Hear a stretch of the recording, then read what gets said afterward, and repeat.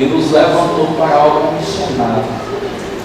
Graças a Deus, Deus tem nos levado por vários lugares, ministrando a sua palavra, porque Ele é fiel.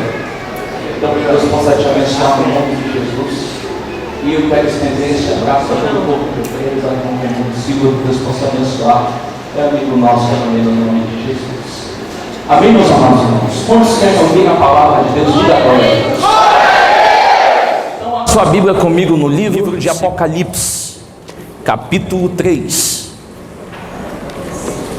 Livro do Apocalipse, capítulo 3. Aleluia! Versículo de número 11. Aleluia! Apocalipse, capítulo de número 3. Versículo de número 11. Enquanto você procura, eu quero louvar a Deus pela vida da minha mãe que está presente aqui, Dona Sebastiana. É a dona do meu coração, a mulher da minha vida. Que Deus possa abençoar a sua vida, minha mãe. Também tem o meu tio Silvio, missionário. Que Deus possa abençoar a sua vida também no nome de Jesus Cristo. Quero também deixar o meu abraço a toda a família Américo, na pessoa da irmã Maria de Nazaré, que é uma mãe espiritual, intercessora do nosso ministério, e estender este abraço a toda a sua família, a qual nós temos um grande carinho. Quantos acharam Apocalipse capítulo 3, versículo de número 11? Diga amém. Amém. Diz a palavra de Deus: eis que venho sem demora, guarda o que tens, para que ninguém tome a tua coroa. Eu vou ler mais uma vez porque eu acho que você não entendeu. Eis que venho sem demora, guarda o que tens, para que ninguém tome a tua coroa. Deixe a sua Bíblia aí na cadeira no nome de Jesus Cristo. E olhe para o crente mais incendiado, mais afogueado. Se não tiver nenhum aí, você pode olhar para mim. Mas se tiver, diz para ele assim: te prepara, meu irmão. Essa noite tu vai ver o céu pelo lado de dentro. Eu não sei nem como tu vai sair daqui nessa noite, mas você vai sair daqui cheio da glória de Deus. Só quem crê glorifica e senta aplaudindo a Jesus.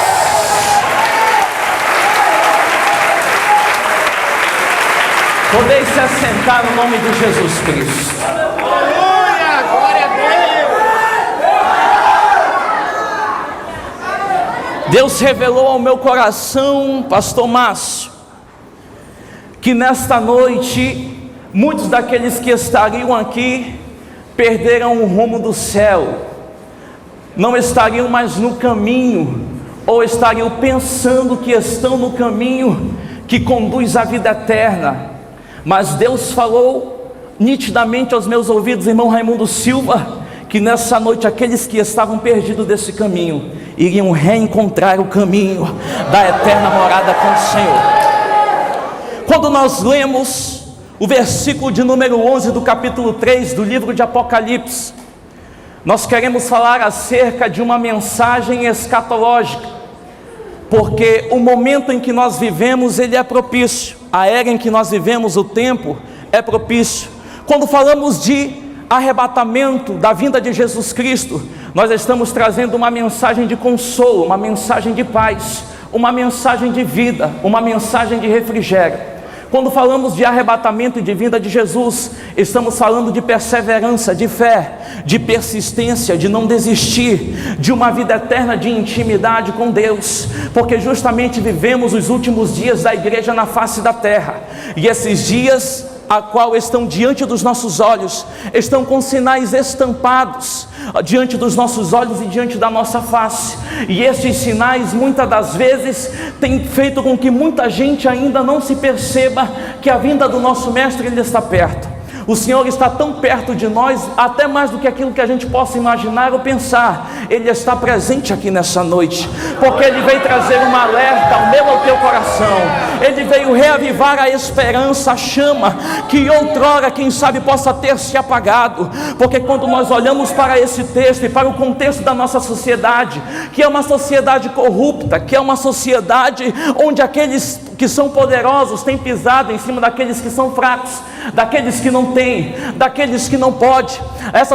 Essa sociedade a qual nós vivemos, ela tem esmagado aqueles que têm tentado andar debaixo da graça e da presença de Deus, aqueles que têm esquecido das promessas, aqueles que têm esquecido de sonhar. Esta sociedade tem tentado fazer com que a gente esqueça que aquele Deus que abriu o mar vermelho, que colocou as muralhas de Jericó abaixo, que mandou as codornizes, o maná no deserto para alimentar o povo de Israel, quando proveu aquele alimento para eles, tem feito também com que a gente esquecesse que esse Deus é o mesmo Deus que provê para nós. E isso muito me chama a atenção, sabe por quê? Porque mensagens como arrebatamento, salvação, vinda de Jesus Cristo e contra pecado, hoje estão quase extintas, banidas dos nossos púlpitos. Já não é mais em todo lugar que se prega essas coisas, já não é mais em todo púlpito que nós vemos e encontramos pessoas que estejam dispostas a pagar o preço e a entregar a verdade daquilo que Deus. Então você pode ter certeza nessa noite, meu amado irmão, que eu vou sair daqui vazio de tudo aquilo que Deus mandou a entregar, e você vai sair daqui cheio da graça e da promessa de Deus nessa noite. E Deus me incomoda já há muito tempo, porque essas mensagens elas estão ausentes, e nós nos entristecemos quando chegamos em alguns púlpitos e vemos algumas pessoas que estão ministrando sobre uma prosperidade, que é aquela prosperidade que nós não vemos na Bíblia.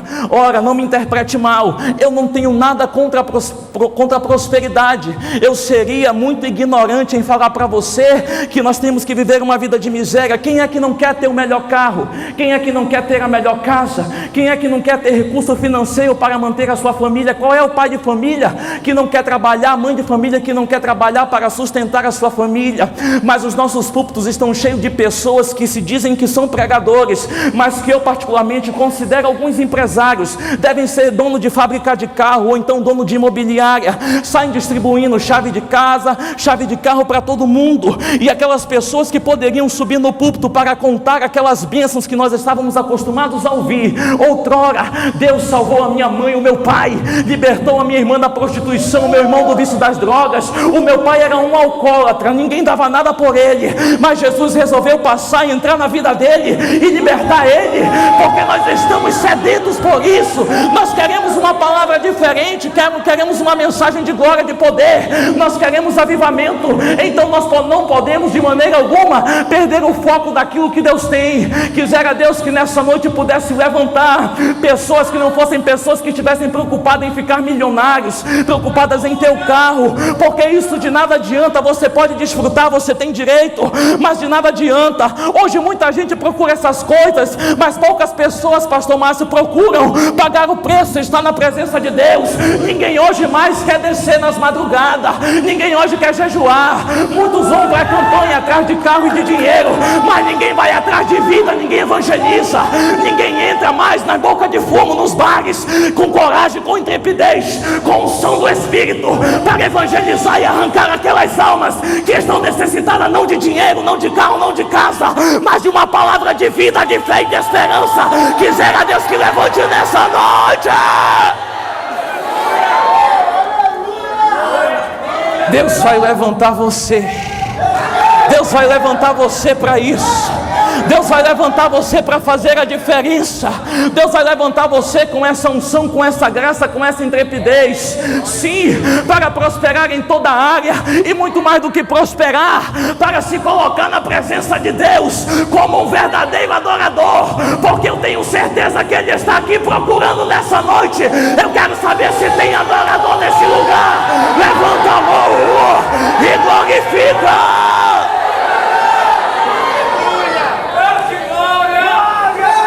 Escute, 68 anos aproximadamente se passaram. A igreja na Ásia Menor agora está passando por uma perseguição, porque o imperador Domiciano agora se auto-intitulou Deus. Então todos os cristãos que agora estavam ali residindo na Ásia Menor, entre as cidades a qual Deus entregou a revelação a João, teriam agora que renunciar a Jesus, teriam que renegar a Jesus, teriam que blasfemar do seu Deus e adorar agora ao imperador Domiciano. Então muitos cristãos na época, ali aproximadamente entre o ano 92 depois de Cristo, muitos ali agora foram mortos porque resolveram não negar a sua fé, resolveram não abandonar a sua vida de comunhão e intimidade com Cristo. E entre eles estava um homem chamado João. Agora João, porque ele não se rende diante do imperador, ele é levado, segundo a história, a tradição, condenado a ferver dentro de um caldeirão de água fervente. Mas agora eu fico a imaginar João como um apóstolo, uma brasa, uma tocha na mão do Senhor, cheio do fogo lá de Atos 2, o único apóstolo agora vivo. Ele entra naquela caldeira, pensando até quem sabe que ele ia morrer, que ele ia desfalecer, mas para João isso seria uma morte digna, não negar o nome do Senhor e morrer pela causa do Evangelho. Só que quando ele desce naquela caldeira, meus amados irmãos, o imperador toma um susto, porque parece que ele começa a andar. Fogo com fogo não dá certo, o negócio é diferente. Fogo com fogo, o negócio é diferente. João ali passa pelaquela prova. Então, como ele não é morto, meus amados irmãos, mandam ele para uma ilha que fica na costa da Ásia Menor, aproximadamente 80 quilômetros da cidade de Éfeso. Essa ilha é a ilha de Patmos, uma ilha rochosa, uma ilha onde particularmente não existe vegetação, não existe vida vegetal. Então ele vai para lá agora para trabalhar na mina, e as pessoas pensam, o imperador ou aqueles que estão acompanhando a vida do apóstolo, pensam que ele vai morrer trabalhando, mas é aí que eles se enganam, porque é nessa ilha, meus amados irmãos, que Deus, ele resolve agora contemplar a João. Qualquer apóstolo queria ter essa visão que João teve, qualquer apóstolo queria estar na pele de João, vendo Jesus glorificado. Nesse tempo já não existia mais Paulo, já não existia mais Pedro, não existia nenhum dos apóstolos. João era a única testemunha viva que viu Jesus em carne. Então ele está aí e de repente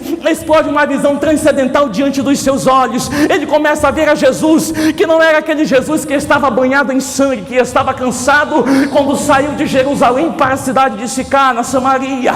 Ele não estava cansado, faminto, nem com fome, não, porque João, quando olha para Jesus, ele vê um homem com cabelos brancos como a alva lã, os olhos como chama de fogo, da sua boca saía uma espada afiada de 2 gumes. Ele estava com umas vestes resplandecentes, um cinto de ouro, os seus pés brilhavam como latão reluzente, e ele diz que a voz do Senhor era a voz como de muitas águas. Então Jesus Cristo agora entrega uma visão, uma revelação acerca dos últimos dias. Enquanto muitos estão sendo assassinados ou fugindo da perseguição que está acontecendo na Ásia, Jesus se revela para João de uma forma glorificada e entrega uma visão acerca daquilo que irá acontecer nos últimos dias com a sua igreja na face da terra. E dentre essa visão, ele manda 7 cartas para as igrejas de Éfeso, de Esmirna, de Pérgamo, de Tiatira, de Sardes, de Filadélfia e de Laodiceia. E eu consigo ver, pastor Márcio, nessa noite, essa mesma visão. Eu consigo ver essas igrejas reunidas aqui nesse lugar, porque tem gente que diz que a igreja da Filadélfia é a igreja do arrebatamento, mas uma coisa é certa: todas essas 7 igrejas, essas 7 cidades eram uma única igreja, era um único povo, todos eram povo de Deus. Jesus escreveu cartas para ele para tentar alertar, porque ele estava voltando para a terra, ele estava alertando a igreja de que iria voltar para buscar a sua igreja, só que precisava fazer alguns consertos, alguns ajustes, e é isso que Deus vai fazer nessa noite aqui. Ele vai te alertar, mas ele vai te ajustar, meus amados irmãos.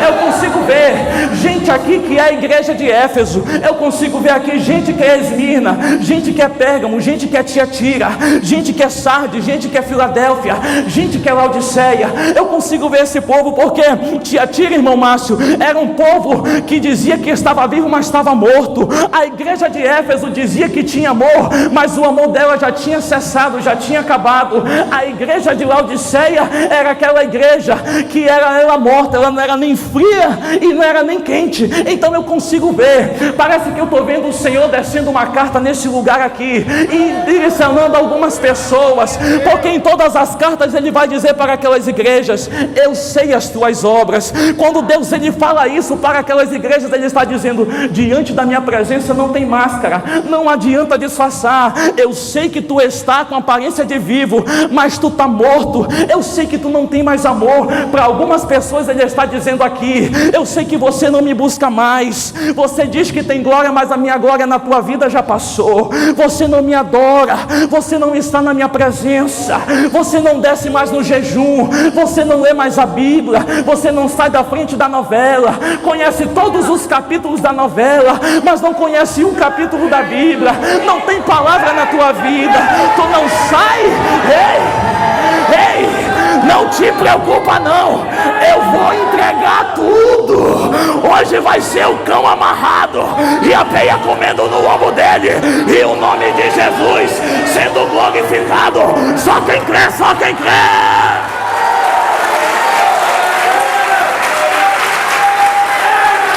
Aleluia. Não te preocupe, irmão. Para uns aqui ele está dizendo: eu sei que tu não paga o preço, eu sei que tu não jejua. Em vez de jejuar, tu levanta de manhã, come 5 pão com ovo, toma mais suco. É assim. Tu não jejua, tu não entra no propósito, tu não paga o preço, tu não evangeliza. Vai segurando aí, tu não anda na minha presença, tu não santifica. Eu sei o que tu anda fazendo lá na faculdade, lá no trabalho. Tu só é crente dentro da igreja, mas lá no teu trabalho ninguém sabe que tu é crente.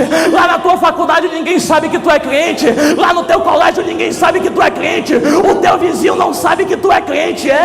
Porque tu não desce na minha presença. Mas para outros eu vejo Deus aqui direcionando a carta: eu conheço as tuas obras, eu sei do teu trabalho, eu sei que tu tem pago o preço, eu sei que tu tem me adorado, eu sei que tu tem me buscado, eu sei que tu tem me santificado.